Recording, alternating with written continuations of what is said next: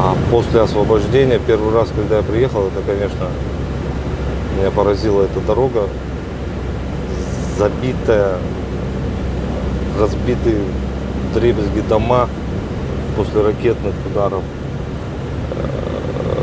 Это серость, это, ну, просто разрушение.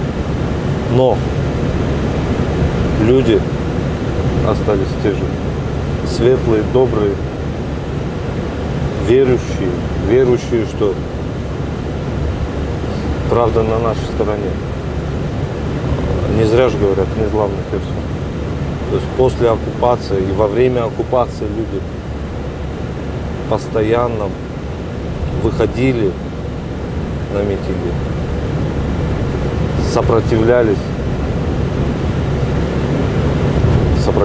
физически, то есть и партизанское движение, да, это было все здесь. Херсон, он станет еще лучше. Он станет еще лучше, и мы его восстановим всей Украиной, как и другие города.